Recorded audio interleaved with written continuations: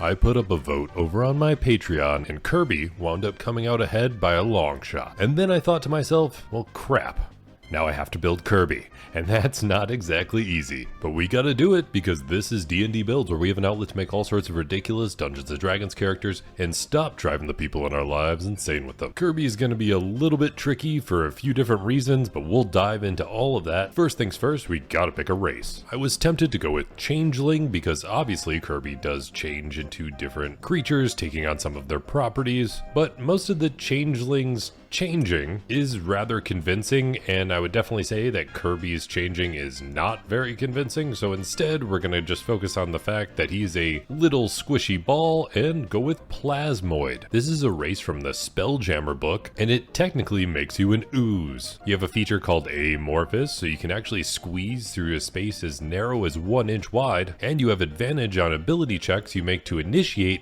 or escape a grapple. That's going to be really handy because we need some way to suck people in, and since you're amorphous and can kind of warp your body however you like, we're going to say that you grappling somebody is the same as you just eating them for the sake of absorbing their abilities. You also get some interesting features from this race, like you can hold your breath for an hour, which is definitely something Kirby could do, natural resilience, so you're resistant to acid and poison damage, as well as having advantage on saving throws against being poisoned, and you get shape self, so you can kind of change your overall shape, so you can either be a little round ball and be a completely limbless blob, or you can actually give yourself arms and legs. Then when it comes to a background, we do see Kirby riding around on a star, so I was tempted to go with Astral Drifter, but Astral Drifter does come with a feature that gives them the Magic Initiate feat, but it forces them to choose Cleric when choosing those spells for the Magic Initiate feat, which would require them to use Wisdom for their stats, and I don't really feel like Kirby is a very wise creature, so we're not going to go with that one. Instead, we're going to go with Wild Spacer. This gives us skill proficiencies in Athletics and Survival, and Athletics is going to be super useful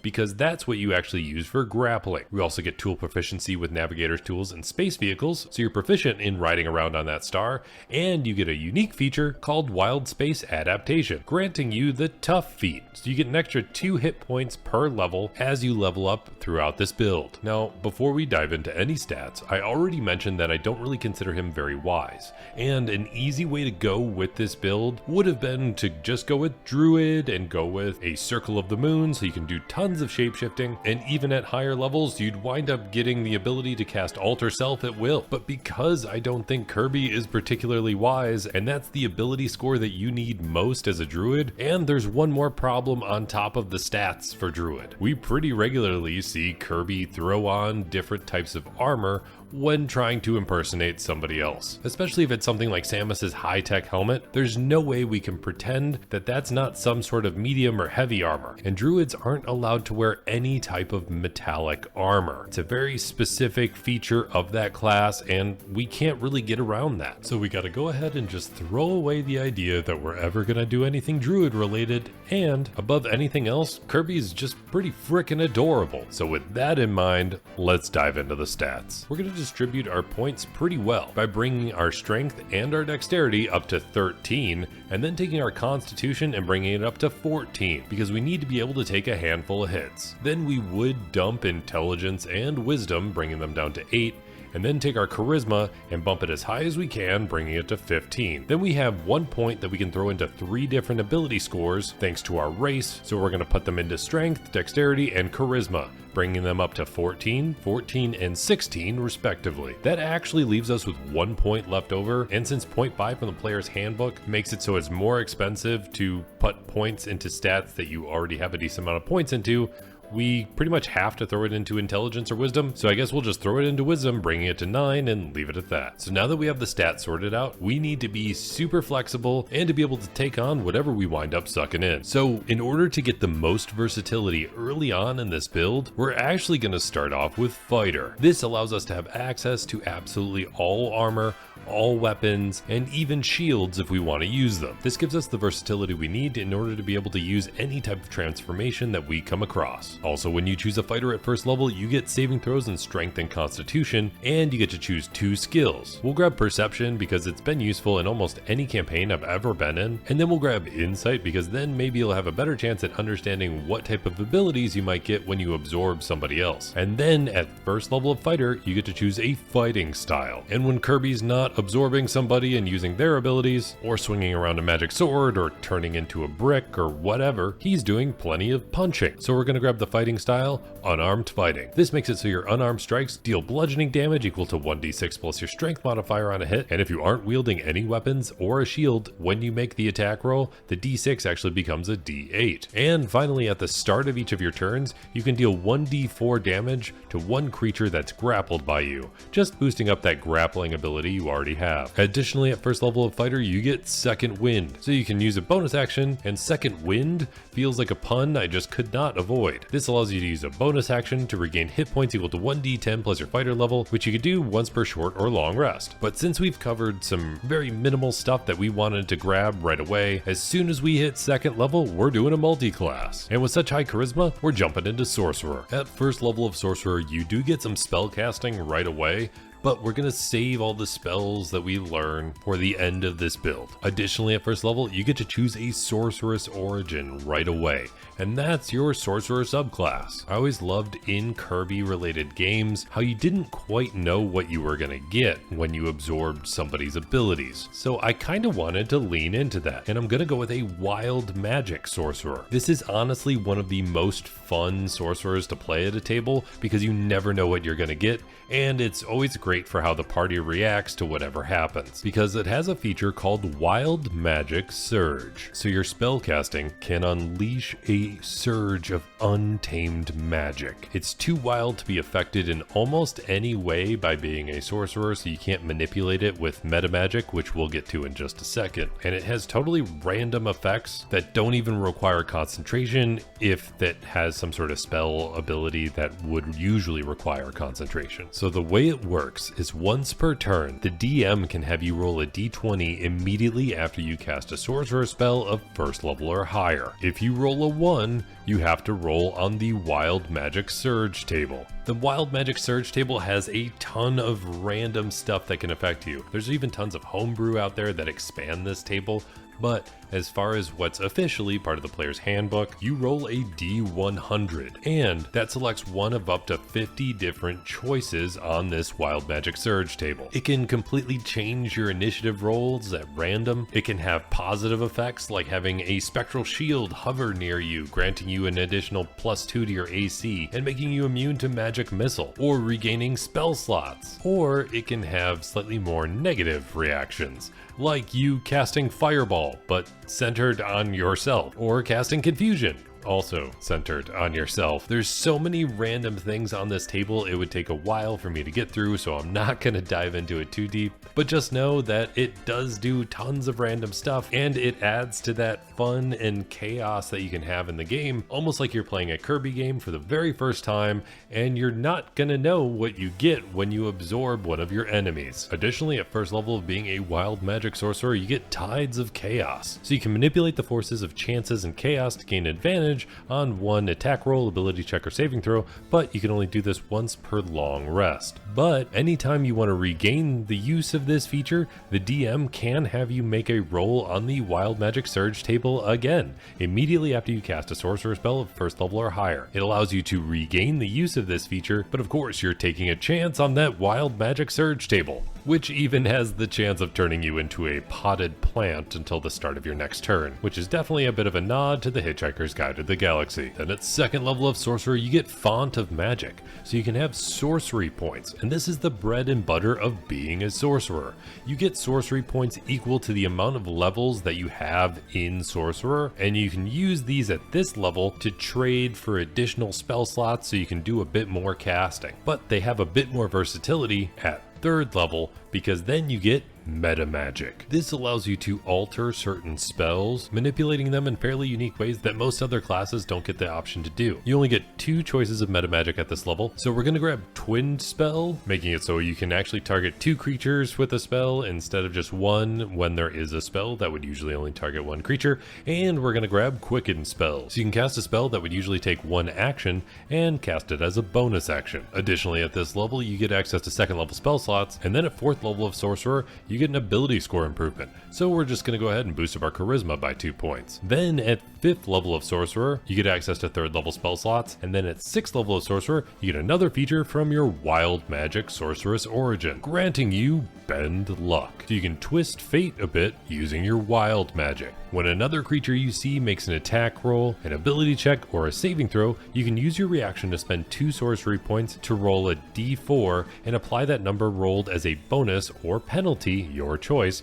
to the creature's roll. You can do so right after the creature rolls, but before any of the effects of that roll actually take place. Then at 7th level of Sorcerer you get access to 4th level spell slots, and then at 8th level of Sorcerer you get another ability score improvement. So we're going to boost up our charisma by 2 more points, maxing it out. Then at 9th level of Sorcerer you get access to 5th level spell slots, and then at 10th level of Sorcerer you get access to another Metamagic option. And if there's the chance that you might wind up absorbing some sort of creature and you don't have the spells that might correlate to it, because we have to role play a lot of this, and the whole idea is that we're going to be grappling people and then casting spells that would be similar to something they would do. And in order to roleplay that properly, we may have to alter those spells, at least in the overall properties they have. So we're going to grab the Metamagic option, Transmuted Spell. This allows you to change the element that you're casting, so if you absorb some sort of frost-related creature, but you only have Fireball in your arsenal,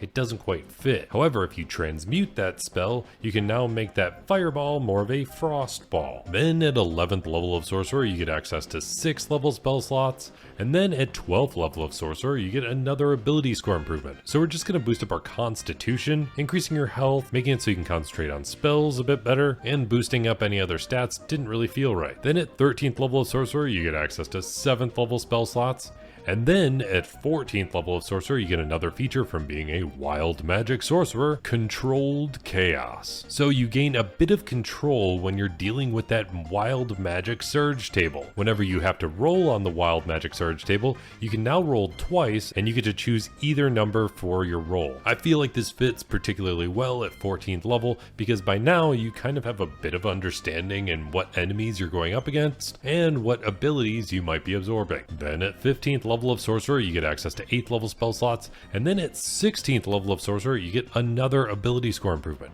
So we're going to boost up our Constitution again, because same reasoning. Then at 17th level of Sorcerer, you get to choose another Metamagic ability. So we're going to grab Extended Spell. So that way if you're transforming in any way, shape, or form, and you want it to last a bit longer, you can do so, because extending spell just allows you to double the amount of time that a spell lasts. And additionally at this level, you get access to the all-powerful 9th level spell slot, which is the most powerful level spell that you can possibly cast. And then at 18th level of Sorcerer, you get access to another feature from being a Wild Magic Sorcerer, Spell Bombardment. And this is where the Wild Magic Sorcerer really shines, at least when it comes to damage output. So when you roll damage for a spell, and you happen to roll the highest number possible on any of the dice, you can choose one of those dice and roll it again and add it to the roll one more time. So in spells where you're rolling a bunch of high level dice, like especially with d10s, and any of those happen to be a 10 on the dice,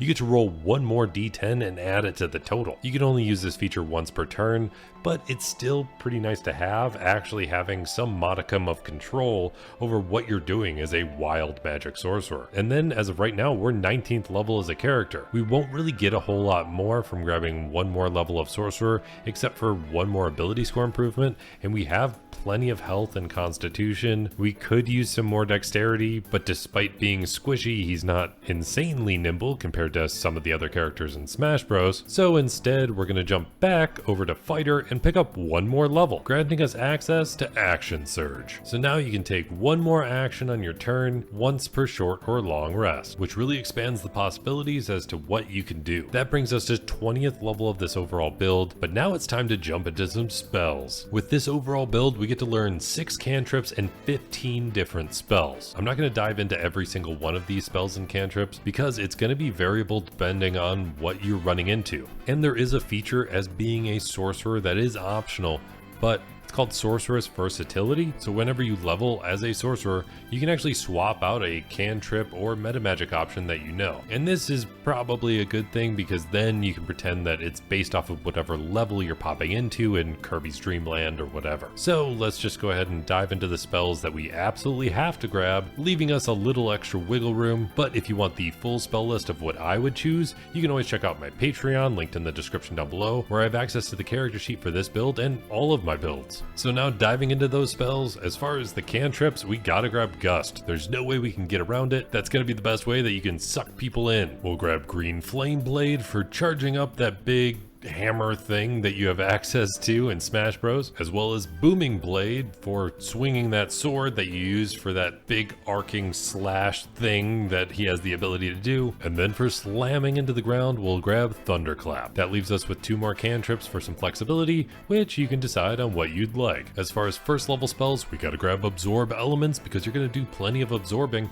And we're gonna grab Disguise Self because there's just no way around it. Then we have to definitely grab Mage Armor because our armor class is gonna be pretty lacking without it, and followed up with Shield because at least in Smash Bros, everybody's got a shield. And of course we can't forget Featherfall because he is very floaty and falls pretty slowly. As far as second level spells, there's no way we can get around Alter Self. And then when we get to third level spells, I would definitely grab Ashardalon's Stride. This allows you to charge right past somebody and essentially blasting them with fire damage, and Kirby does have some ability to do that with his Burning Charge. Followed up with Fly because he is one of the floatiest characters in Smash as well as a lot of Nintendo games. I would definitely grab Lightning Bolt from this level as well for any sort of straight up blasting cannon ability that you might absorb, and you can alter that with Transmuted spell if you need to. Then once we get to 4th level spells, we gotta grab Stoneskin for turning into that essentially just a rock and falling to the ground. And then of course there's no way we could avoid Polymorph, so you can actually do some legitimate shapeshifting. It took us a while to get here, but of course we weren't gonna miss it. Then as far as 5th level, I would grab Cone of Cold and Control Winds for all of the blowing and stuff that you have to do. At 6th level, they do have a spell called Flesh to Stone, but that's something you actually cast on somebody else, so we're not gonna worry about that one. So the only spell we're really gonna worry about from this level is Tasha's Otherworldly Guise. And the name of this spell does insinuate that you're actually kind of putting on a bit of a disguise, which fits very well with Kirby,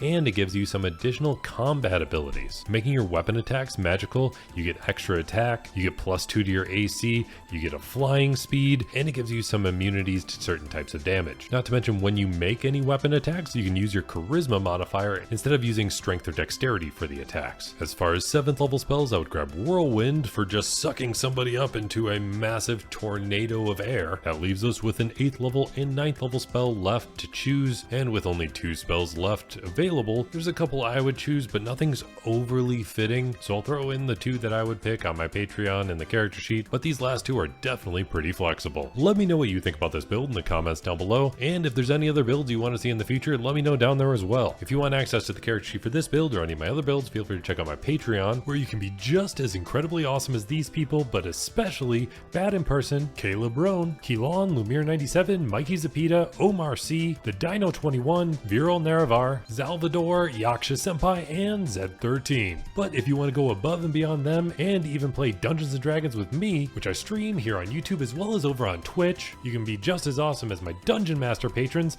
Benjamin, Braden Aldridge, Connor Kitchen, Daniel Calvin, Demiurge, Devin Happy, Eric Wade, GameSteak, Heyo, Kilo, Michael, and Tristan Bennett. And if you made it all the way to the end of this video, let me know by hitting that like button, and I'll be here hoping you roll at least 3 nat 20s in your next D&D session, especially if you want to ride around on a star and suck people up taking their abilities, and hopefully not taking anything I said out of context, creating terrible innuendos, while playing as Kirby in Dungeons & Dragons.